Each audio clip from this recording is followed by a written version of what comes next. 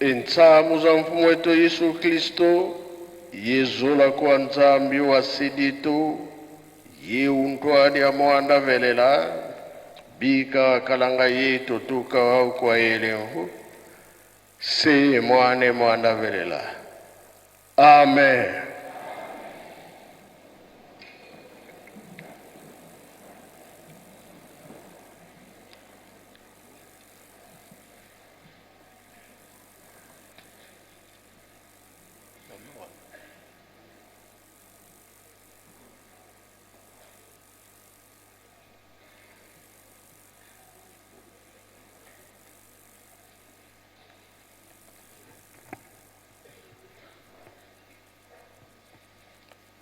In the name of the Father, the Son, and the Holy Spirit.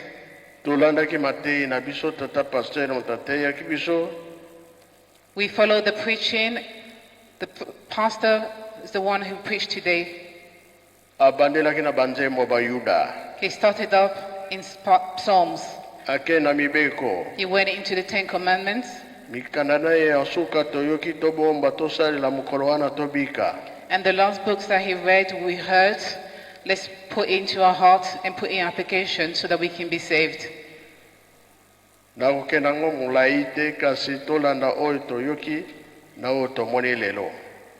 not going to talk too much, but let's listen and follow what we've heard so we can put into application.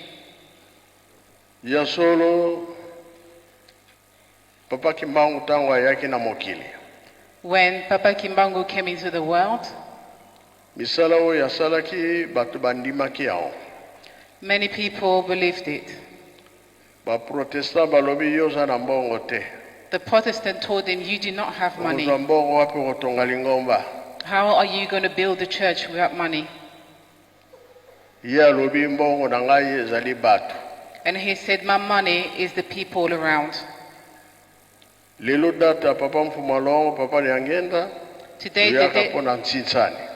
Today the date of Papa Fumalongo, Papa Dingen and Kuntima is the date of the offerings.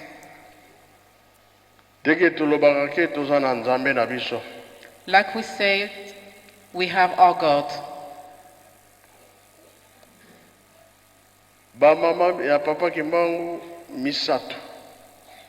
The 3 wives. Mama Ndabu. Comment les apaches pour autant? Bouimindabu. Mama Mwindi Ndambu. Yabibale Koko Kinzembo. The second Koko Kinzembo. Yamisatu Mama Louise. The third Mama Louise. Mama Louise nde abotaki Papa Kimbangu. Mama Louise is the one who gave birth to Papa Kimbangu. Suki Papa Maya Zali, histoire ni ezalaka pe Papa Umba akukoya pe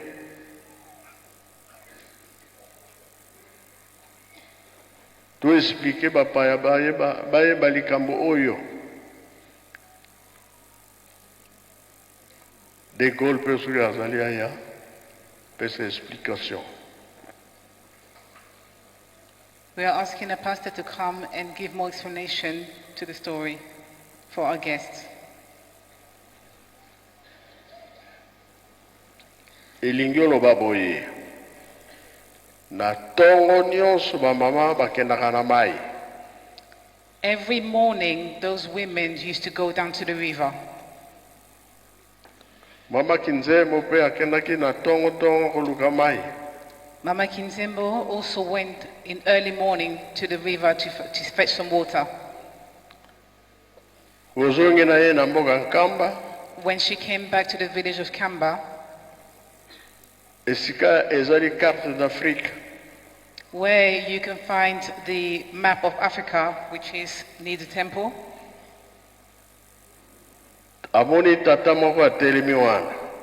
she saw a man that stood there. Alors tatawana alaksaki musapina kalebase zaki na mutu ya Mama Kinzembo. Mama Louise, pardon. And the man pointed his finger at a small vase that she had. Ntango alakisaki mosapi calebasse epasuki, And when he pointed the finger at it, it broke. mai etikali na motu, calebasse epasuki nao. And then the water that was inside, the water stayed inside the vase that she was holding her head broke, but the water stood still up in the air. Calebasse epasuki me mai epasukaki te, etikalaki kaka na motu. So the vase broke, but the water stayed still up in the air. Sikoyo alakisi mosapi ya mibale, And then he pointed the second finger, oyo epasukaki ezonge na motu, ebombi susu mai. the vase that broke, the pieces came back together and they held the water inside the vase.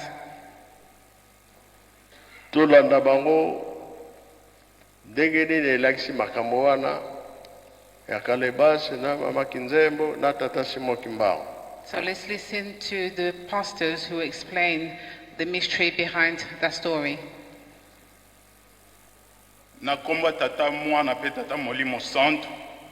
In the name of the Father, the Son, and the Holy Spirit, Merci papa na maloba opesi biso thank you, Papa, for giving us words poto loba likambo ya munene elembo oyo emonana avant mbotama ya papa Simon Kimbangu le 12 septembre 1887. so that we can talk about the signs that showed before the birth of Papa Simon Kimbangu on the 12th of September 1887.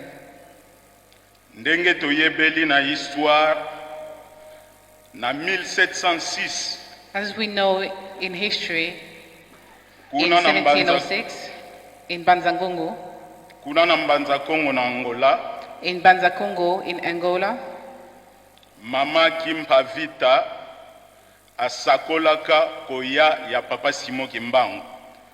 Mama Kimpavita spoke about the coming of Papa Simon Kimbangu.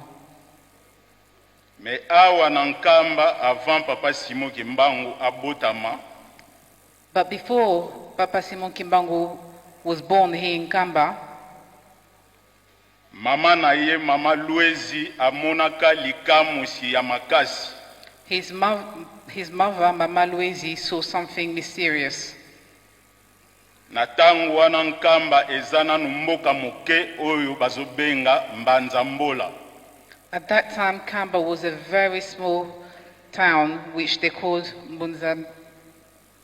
Ezalaki nango mboka moke pena ya quelques 7 à 8 maisons.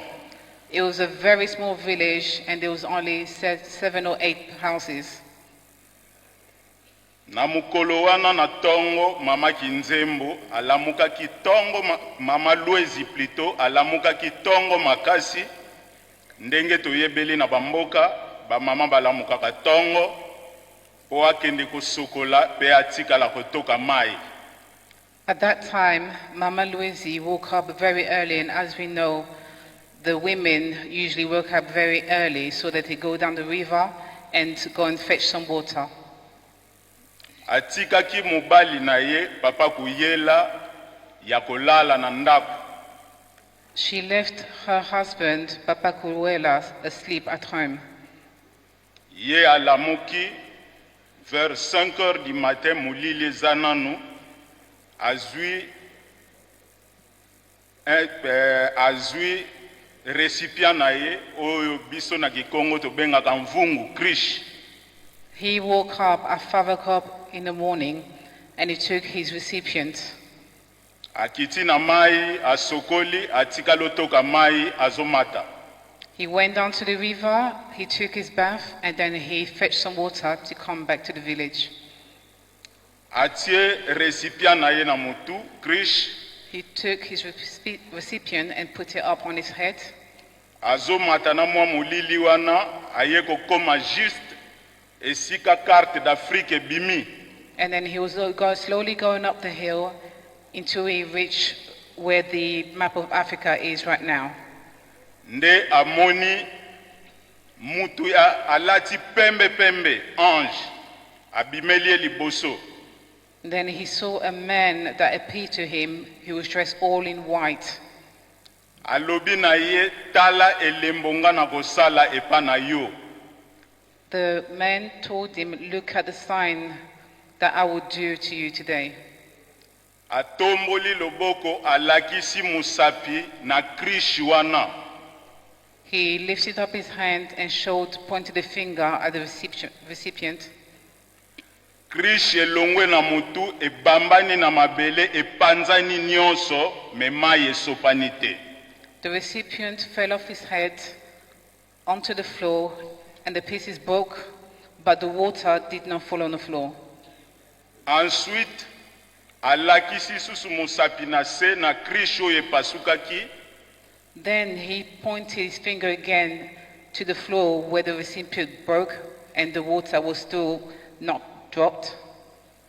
Krishi ese reconstitue ezongi na mutu ya mama Louise. And the pieces of the recipient got back together and went back to the head of Mama Louise. Ange alobi na ye, simba elembo oyo nalakisi yo. The angel said to him, "Keep in mind, remember the sign that I have showed you.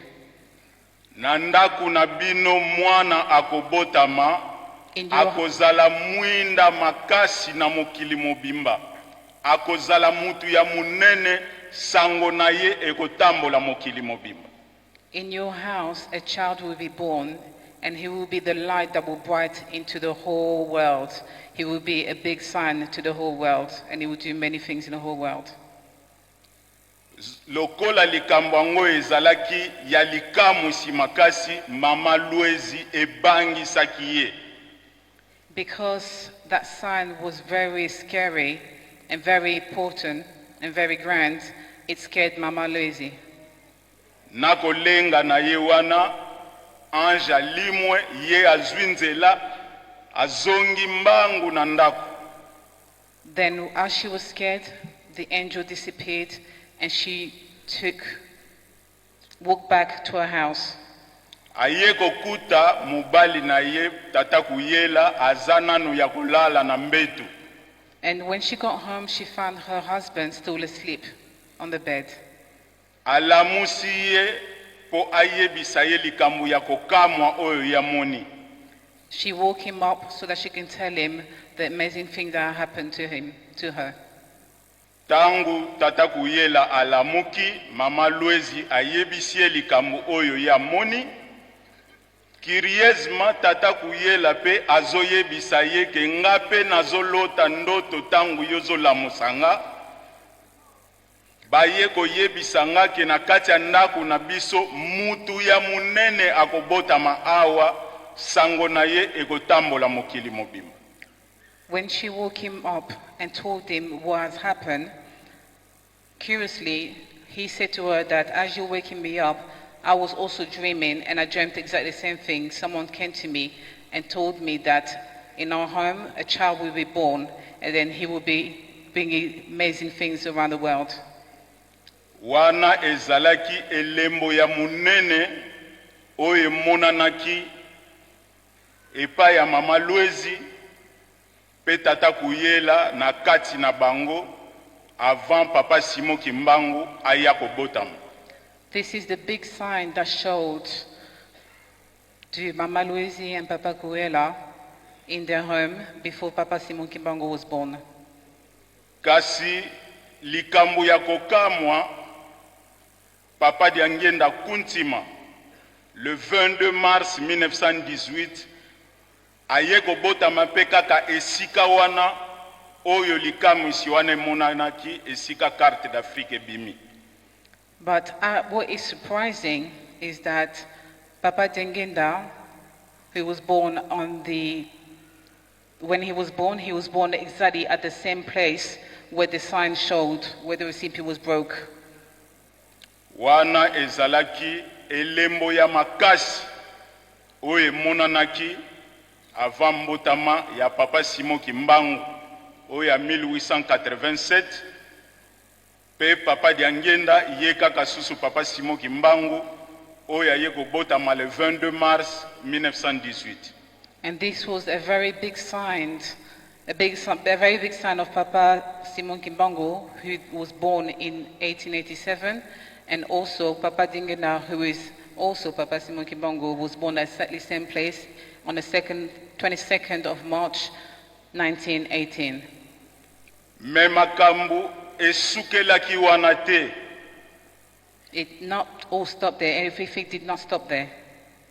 Pamba te Papa Simon Kimbangu alakaki ke akoya kobota masusu na famille ya Tata Nsumbu Simon na Lukengo. Papa Simon Kimbangu predicted that he was going to be reborn in the family of Papa Nsungu Simon in Lukengo. C'est pourquoi na histoire ya Papa Simon Kimbangu abandaki kokende na Lukengo mingi kosolola na bakulutu surtout na ndoi na ye Papa Nsumbu Simon. That's why Papa Kurela used to always go back into that village to speak to his namesake, Papa Simon. Nyonso wana ezalaki pona kobongisa nzela ya koya na ye ya misato. And all that was to prepare his venue, his coming for the third time into the world. Likambo ya kokamo esalamaki. Another surprising thing that happened. Mama oya bota Mama Kilonga. Mama Kilonga yende mama mutabota Mama Kiwasisilwa. The mother who gave birth to Mama Kilonga, she's the one who gave birth to Mama Kiwasisilwa. Mama wana tanga zana zemi ya Mama Kilonga akufi.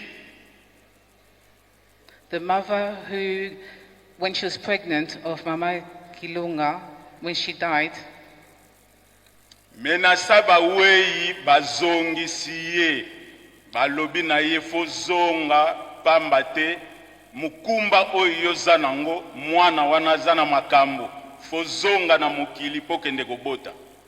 they said to her when she died while being pregnant that you need to go back to life because the child that you're bearing has a very big mission. Nde mama wana ayaki kolamuka aye kosekwa zemi wana ekolaki na suka nango na zemi wana aye kobota Mama Kilonga. Then she came back to life and the pregnancy carried on and then she gave birth. Mama Kilonga wana yende mutaboti Mama Kiwasisilwa, Mama Mfumwambanza, mwasi ya Papa Dialunga na Kiangani. Mama Kilonga, who was born, she's the one who gave birth to Mama Kiwasisilwa, who is the wife of Papa Dianginda. Tata Nsumbu Simon na Mama Kilonga leki na kulutu. Tata Lungu Simon na Mama Kilonga. na Mama and Mama Kilonga, they're the one who gave birth. Nde Papa Simon Kimbangu azalaki camarade makasi ya Tata Nsumbu. Azoyebisa Tata Nsumbu tangu nyonso ke ngai na koya kobota manalibota na yo.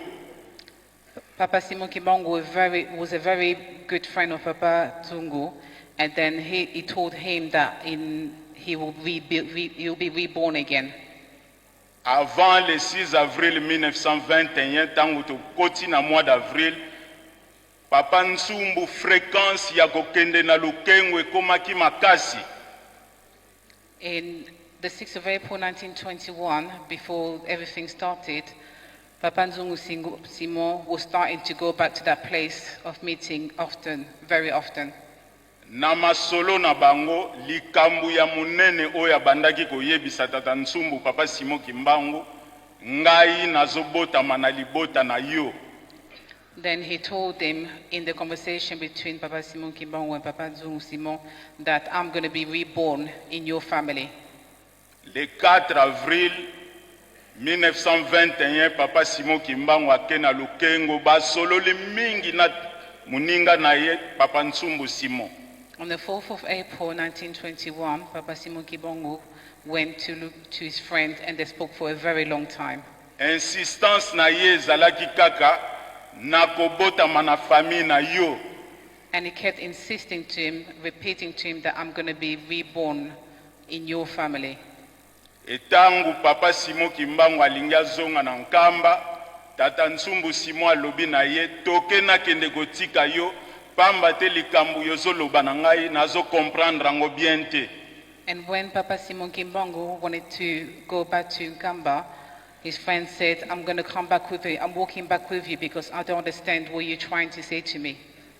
Banda lukengo tina premier poste likambu moko kaka babandaki kosolola yangwana. And from where they left until they reached Kamba, the first point of entry, that's all they were talking about non-stop. Nyonso wana ezalaki pona kobongisa nzela ya koya ya mbala misatu ya papa Simon Kimbangu. And all that was in preparation for the third coming of Papa Simon Kimbangu. Bakomi na premier poste, tata Nsumbu azalaki kaka satisfait papa Simon Kimbangu alobi na ye tokende nga nazokende suko tika yo. Basali bava et vient mingi lukengo nkamba na tongo elingaki etanela bango na premier poste. When they arrived in Kamba, Papa Nsungu was still not convinced and still didn't understand what Papa Simon Kimbangu was trying to say to him. So they started going back and forth to his house and back to Kamba, back and forth to his house, to back and forth, even till morning. The light came in the morning and he still wasn't convinced about what he was trying to say to him. Nyonso wana ezalaki pona kobongisa koya na ye ya mbala misatu. And all that was in preparation to try and prepare for the third coming of Papa Simon Kimbangu. Esuka nango mama Kiwasisilwa baye kobala na papa Mfumwambanza papa Dialunga na Kiangani. And at the end of it, Mawaki Wasisilwa got married to Papa Delungana Kiangani. Le 12 octobre 1951, ndenge toyebeli histoire biso nyonso bakimbangiste, kuna na Lubumbashi, Papa Simon Kimbangu azokata motema, awa na Nkamba, Papa Simon Kimbangu aye kobota masusu. And as we know in the history, on the 12th of October 1951, Papa Simon Kimbangu in Lubumbashi, when he died, Papa Simon Kimbangu was born again here in Kamba on the same day, on the same time. Nyonso wana poliloba Papa Simon Kimbangu apesaka ndoi na ye Papa Nsumbu ekokisamaki na mukolo wana. And that was the accomplishment of the words that Papa Simon Kimbangu was saying to his friend back in those days. C'est pourquoi Ajax abandaki koyemba nzembo depuis kala. Wafuamo le 12, wabutuka le 12, kafuanane ye muntu ko. And that is why the choir of Ajax keeps singing that he died on the 12th and he was reborn on the 12th. Oya botama na mukolo wana Papa Simon Kimbangu bongele meso. And the person who was born on that day is Papa Simon Kimbangu, we all agree. Yangwana papa likambu tozalaki nango ya koloba oyo toyoka epai ya bakulutu.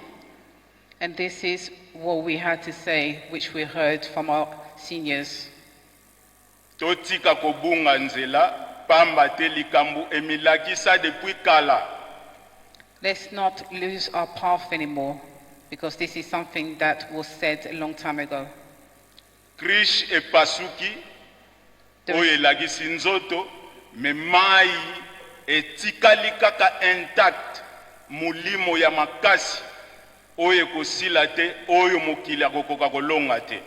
The recipient had broken, but the water did not spread apart. So which means that even when your body is dead, your inside will continue. Your soul will continue to reign. Histoire papa tozalaki nango yangwana oyo toyoka epai ya bambuta na biso ya kinzungidila. So that's the story that we had to say to you, which we heard from our seniors. Tosilisi boye na komba tata mwana pe tata molimo santu. Amen. And we finish in the name of the Father, the Son, and the Holy Spirit. Amen.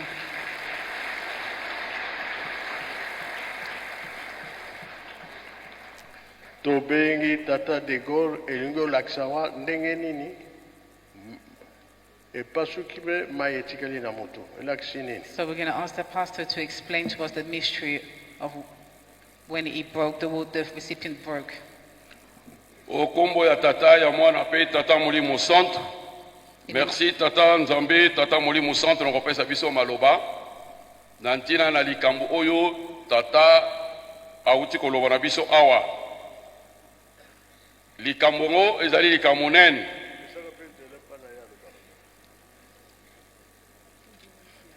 Thank you, the Holy Spirit, for giving us the way to be able to talk about what had happened.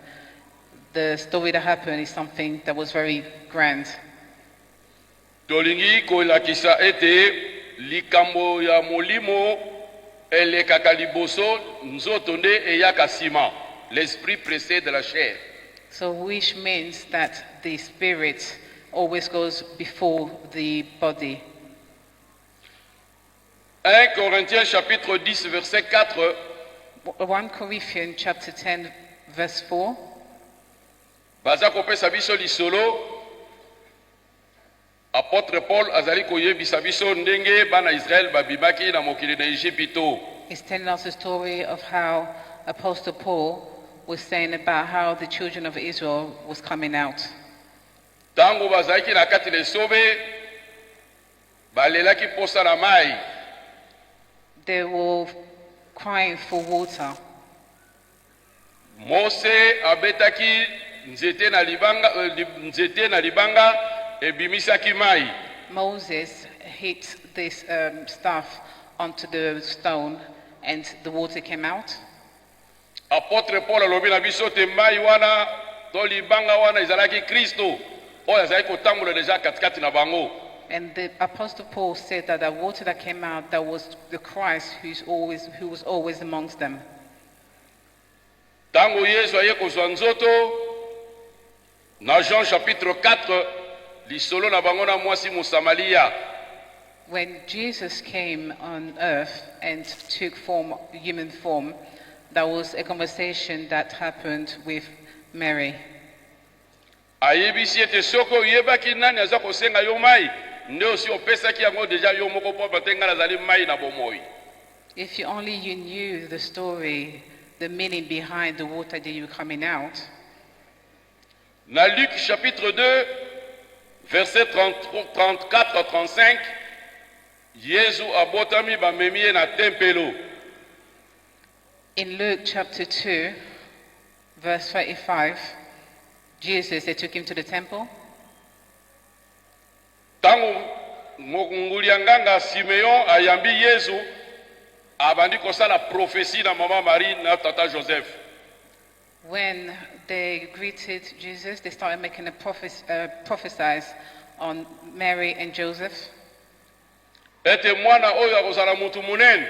And they told him that this child will be someone big. Makamu minene komona katikati na ye. Many things will come out of him. Kasi yo mama yeba ete mikoleko ya liboso bakotuba yo likonga na motema. But you need to know, he's telling Mary, you need to know that in the days to come, they will be saying many things and doing many things that will hurt your heart. Wana komaki deja kopesa prophétie ya pasi ya Yesu amonaki ndenge mama Maria sufraki. And that was as he was giving prophecies of the suffering that Jesus was going to have in the days to come, in the years to come. Alors symbole wana oyo mama Louise amonaki le loko e pasuki likolo na mutu mai etikali likolo na mutu me eloko e pasani. But that symbol that Mama Louise saw, where the recipient fell and broke, but the water was still floating. Mai message. Water is the message. Mosala. Work. Bongo eloko ezalaki nde emballage. But the recipient, which is the envelope. Emballage pasuki. So elakisi te minyoko. So pasi oyo komuto amemi message wa komona. So the recipient that broke, what that means is the suffering that people will have in the days to come. kasi musala to message oyo eye nango musala ne kokufa te. But the message that is in the recipient, that's not going to die off, that will continue. Message wana emballage wana ekobongwana. And that means that the recipient is going to change form. Ya watu omoni yango na 1918 message emballage oyo enyokwamaki mbula tuku bisato na boloko ekufi mais ebotami na 1918 ebotami na 1951 ndenge toza komona yango lelo awa ebe message yango eza kokontinue ti lelo te mosala yango eza kokontinue ti lelo ekokufa te. So that means that the recipient that broke, although the recipient broke, the continent was still alive. So as the recipient broke in the message, it came back in 1918 on the second reborn, and then it broke again, and it came back for the third time in 1951, the birth of Papa Simon Kimbangu. Merci papa. Merci Kenova na Papa Umba.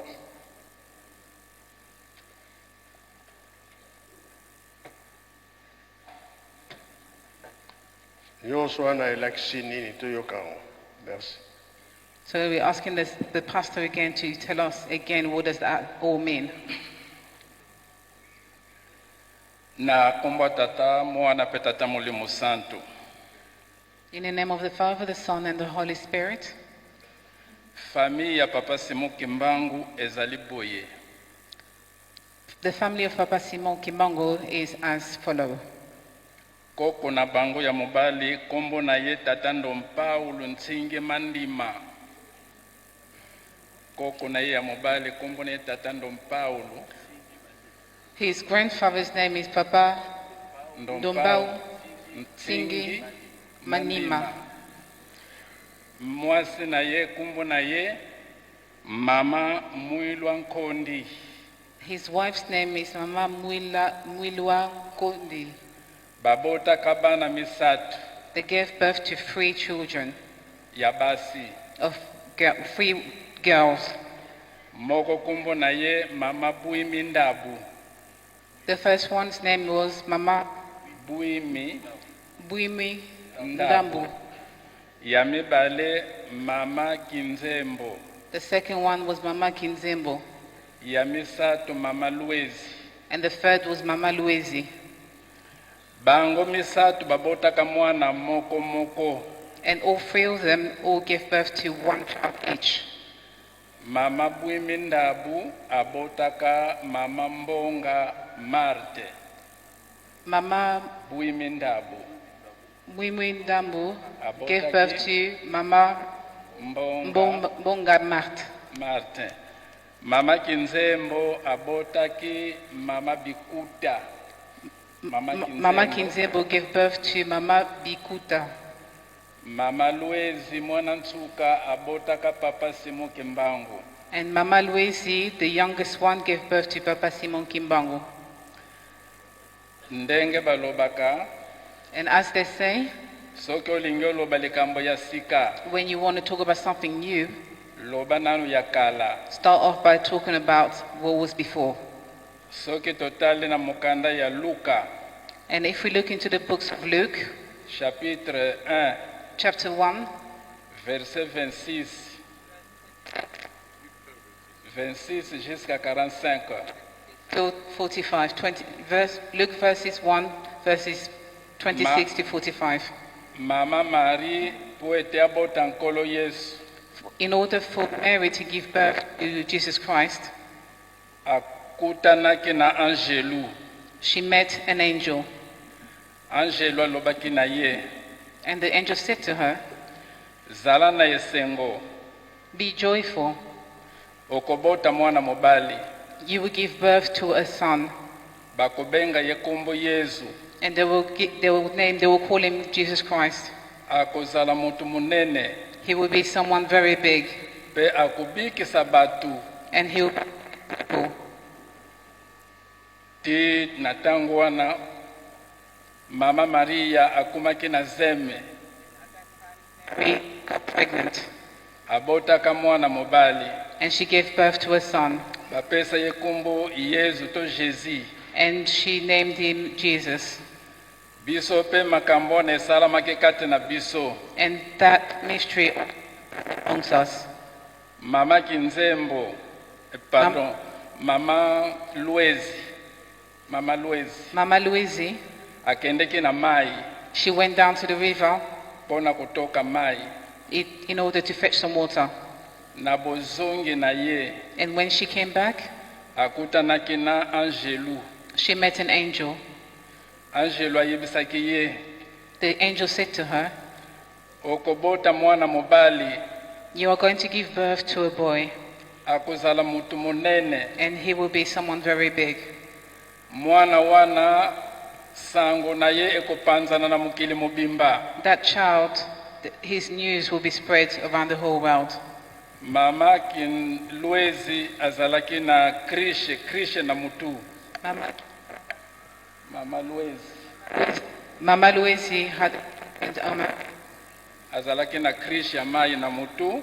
a recipient on her head, Krishe pasukaki, and that recipient broke, me mai etelemaki kaka na mutu. but the water stood still. Apres bipaso wana epanzanaki ezungi lisusu na kati na mutu. And after that recipient broke, the pieces got put back together and came back on her head. Nde ange ayebisaki ye, Then the angel said to her, ete mwana wana kuzala mutu munene, that child is going to be someone very big. sango na ye kopanzana na mukili mubimba. His news will be spread across the whole world. Ndenge moni biloko yezungi na kati na mutu yepasukaki akusangisa mukili mubimba esika moko. And as you see all the pieces of the recipient that got put back up to your head, that's what he's going to do. He'll bring the nation back together. Ndenge tomoni lelo le 8 juillet 2024 tozali esika moko. And as we can see today, on the 8th of July 2024, we are all together in the same place. Maloba ya papa dengenda kuntima. The words of Papa Dingena Kutima, Alobaki ete he had said, ngai naboti tata te, "I have not given birth to my father." bato baboti tata, The person who gave birth to my father papa kisolukele, is Papa Kisolokele, papa dialungana, Papa Dialungana, bangonde baboti tata. and they two are the ones who gave birth to father. Me mikolo mikuya, But in the days to come, bokoyeba vrai tata akozala esika nini. you will know where the real father is going to be. Alors tango pe tomoni And when we saw papa Simon Kimbangu ayembala misato na kati na biso, that Papa Simon Kibango came for the third time amongst us, donc première phase liputa papa The- Simon Kimbangu liputa. so the first phase was Papa Simon Kibango of 1921. Deuxième phase papa diengenda kuntima. Second phase was Papa Dingenda Kuntima, Troisième phase papa Simon Kimbangu kiangani. and the third phase was Papa Simon Kibango Kiangani. Papa Simon Kimbangu ya liputa abandaki musala na ye abotamaka na 1887. Papa Simon Kibango of 1921 was born in 1887, Abandaki musala na ye na 1921. and he started his work in 1921. Papa diangenda kuntima Papa Dingenda Kuntima abotamaka na 1918. was born in 1918, Abandaki musala na ye na 1959. and he started his work in 1959. Papa Simon Kimbangu kiangani Papa Simon Kibango Kiangani abotamaka na 1951. was born in 1951, Abandaki musala na ye na l'an 2001. and he started his work in 2001. Alors soki totali na ndenge babotamaki mpo bazalaki koloba ete papa Simon Kimbangu akoki te, papa Simon Kimbangu kiangani akoki te. And if you look at the way they were born, people were saying that it can't be Papa Simon Kibango Kiangani. Oya liboso liputa abotamaka ndenge touti koloba kobanda 1887 kino 1921 abandi musala na ye na 34 ans. And the first Papa Simon Kibong of 1887 was born 1887 and started his work in 1921 at the age of 33. Papa Diangenda kuntima bota maka na 1918 abandaki musala na 1959 abandaki musala na 41 na. Papa Dengenda was born in 1918, started his work in 1959, and he started his work at the age of 40. Papa Simon Kimbangu Kiangani abota maka na 1951 abandaki musala na ye na 2001 et pesaki 50 ans. Papa Simon Kimankani was born in 1951, started his work in 2001, and started at the age of 50. Donc Papa Simon Kimbangu Kiangande ye mutu ya azali kokokisa bilaka. Papa Simon Kimankani is the one that's here to accomplish the prophecies. Ndenge totanga kana Daniel As we read in the books of Daniel, chapitre 7 chapter 7, verset 22 verse 22, ete that kino mbuta mutu ya mubange aye until the old man comes, mbuta mutu ya mubange alongesaki batu ekole na ye the old man brought victory to his people, nde na tango yelandaki and in the days to come that followed, batu ekole oyo nzambe apona the people of the nation that God had chosen, bazwaka bokonzi. they got the kingdom. Donc Papa Simon Kimbangu Kiangani So Papa Simon Kibankangani, yende mokokise bilaka he is the one that's going to fulfill the prophecies. yende tozali kotalela kopesa kimya na kati na mukili mubimba. And he is the one that we are looking to that will bring peace to the whole world. Ndenge tolandi histoire As we follow this history, the story, Papa Simon Kimbangu azalaki na camarade na ye na Lukengo. Papa Simon Kibongo had his friend in Lukengo. Papa Ntsumbu Simon His name was Papa Nsungu Simon. nzoka nde azalaki kobongisa koya na ye ya misato. But that was all because he was trying to prepare for his third coming here on earth. Papa Simon Ntsumbu na Papa Simon Kimbangu bazalaki ba camarade. Papa Nsungu Simon and Papa Simon Kibongo were very close friends. Mena ba camarade bana na bango babalanaki. And now as friends, their children got married. Papa Simon Kimbangu mwana na ye Papa Dialunga na Kiangani. And Papa Simon Kibongo, his son, Papa Jalungana Kiangani, who is the middle child. Papa Simon Ntsumbu mwana na ye ya mwasi Mama Kiwasisulu Kisika Marie. And Papa Simon Sungu, his Mama Kisika daughter, Papa Kisika, Kiwasisulwa Kiwasisilwa, Kisika, Marie. Mary. Bango mibale bayiko bota tata mulimu musantu. And from the union came Papa Simon Kibongo, the Holy Spirit. Papa Diangenda lobaki na bisoboye. Papa Dangina had said to us, Soki nkolo Yesu abalaka na bayuda. if Jesus Christ had been married in the times of in his times, Mbele tata mulimu santu abota maka na bayuda. then the Holy Spirit was also going to be born in his nation. Lokola chance Of the Judas. Lokola chance eza ya biso. Because that luck came to us, Nde Papa Simon Kimbangu mulimu santu yeyo afandi awa. then Papa Simon Kibongo Kiangani, the Holy Spirit, he's the one who's sitting in front of us. Tosirisi na kumba tata mwana pe tata mulimu We santu. finish in the name of Father, Son, and the Holy Spirit.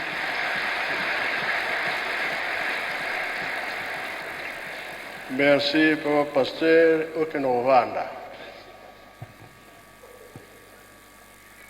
Makambo nyonso eloba miawa.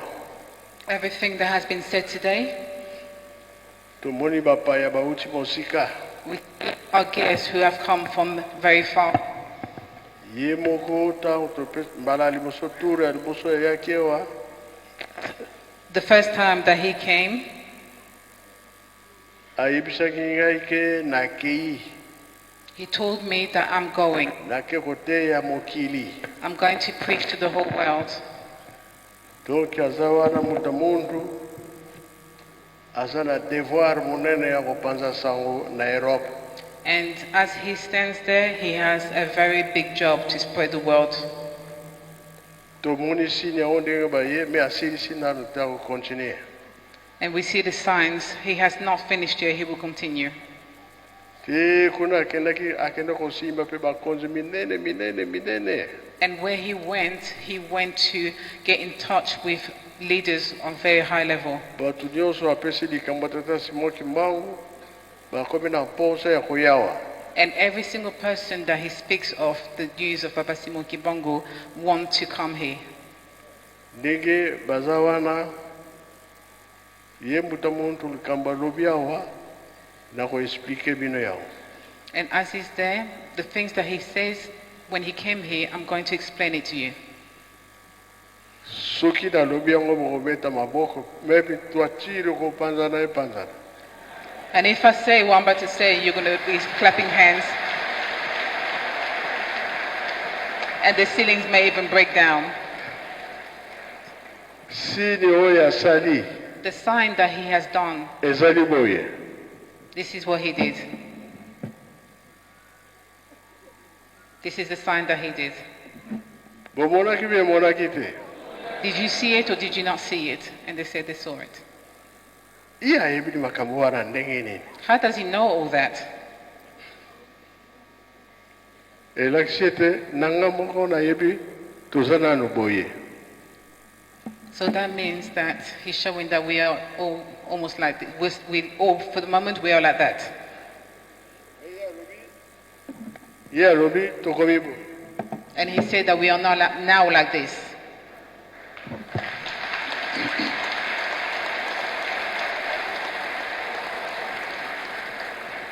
Elaksike na mundele na mutumwini tokomi juste. So that means that black people and white people are equal.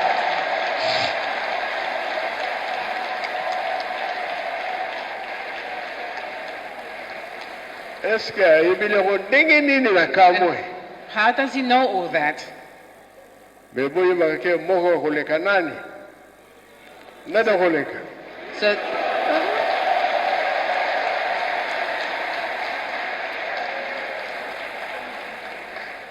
thank you. Na motema ngana lobi. Ikambo yake kuningisa wana. What he has just gone to shake Nene. is very big. Kasi biso batu mwindu tozoyeba te. But us black people, we do not know. Oyo lobaka papa Kimbangu na 21. What Papa Kimbangu had said in 1921, Gauche na droite. Ezaki na gauche komi wapi? Oyo ezaki na droite komi wapi? Ah. right and left. What was on the right hand side would be on the left hand side, and what was on the left hand side will go on the right hand side. Sini wana ekenaka mosika no ah oui. So when he made that sign, Papa baza koloba na biso tango ekoki. when he made that sign, I then realized that, yes, that's right. Everything that our fathers were saying has now been accomplished. Yango tolobaka biso tozana makambo te. O bayaka nde bayaka na makambo. Abomi te alobi abimisi clair. So Ekozala bongo kasi biso tolobi toye kosala ntsintsani. Bongo be bongo te. we don't have much to say. That those who come from very far are the ones who will come and spread the word. So our money is what we do. What we get is when we do the collections peacefully. Omo debu. Almost stand up. Owana nde mwana na ye. This is his child. Ye pe aza pre koya liboso mpona makambo bapesi biso promesse awa. And when he also told us the first time he came that he promised us many things, and that's what he's come to do. Bomoni ye bomoni ye Have you te. not seen him? Do you see him or do you not see him? And everybody said, we see you. Merci. Ok. Thank you. You can sit down. Ngai naza kolanda moke ba promesse bapesi wana eza na nzela. And I'm just speaking bit by bit, but every promise. Voyage ya liboso akendaki akutanaki na bakonzi nyonso tina Dubai na bakonzi na biso mpe bazalaki kuna onga nalobaki na ye abombi eloko te alakisi yango balobi etikali moke boyoki mpe boyoki te.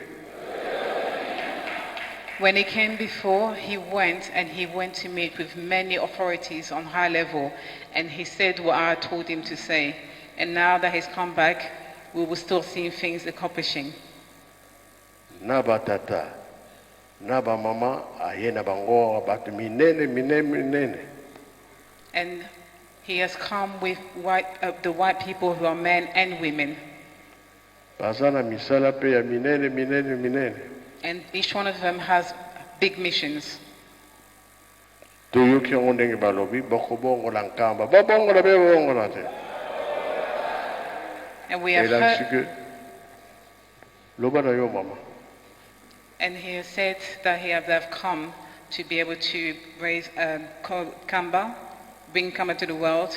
Do you want so or not? We do. Wana elakisi ke misala fo esalama biso tozosala misala me kolemba eleki mingi batali bamoni ke makambo bien ezali awa totonga Yerusalemi makanisi ke mosika teknologie ya bango na ya biso différent bongo be bongo te lelo toye kosala ntitsa ndenge elobamaki bongo na ye bato tozwi ntango molai me tokosala kaka lelo tolakisa na miso na bango mosala oyo ekosalama ndenge nini totongelaka Yerusalemi faki totonga Yerusalemi toningana nanu tozo na pongi. So as they have come here, we'll show them that we do work, but we know that people have been working hard and they're becoming tired, but do not be tired. We build by the collections that we do, and they've come with some advanced technology that we do not have, but we need to make an effort to continue building Kamba. And now he's asked the brass band to play the song, Building Kamba.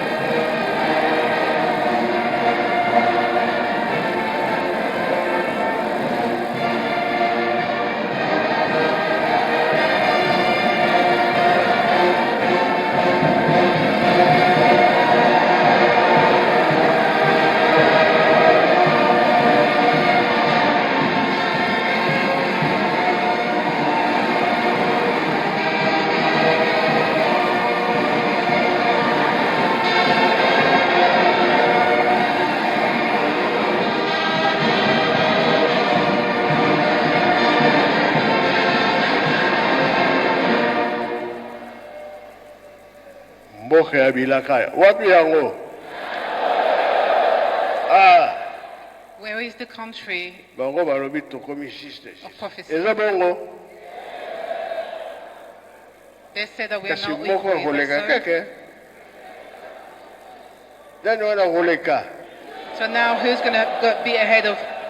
So now who's going to be ahead of the other? And they said us. soki tolandi makambo ya papa batikelaki biso bolingo mibeko misala tokoleka bie tokoleka te So if we follow, tosilisi na kombo ya tata mwana mpe tata molimo santo amen. our fathers had said to us, love, commandments, and labor. And this is what we need to keep in mind. Pika tokubikeno moko twatonda lusiku musu ya lusia musu tutambuli kwa tata nzambi musola kwa se mwana tata mwana vela Mungu kumbwa se ye mwana ye tata mwana vela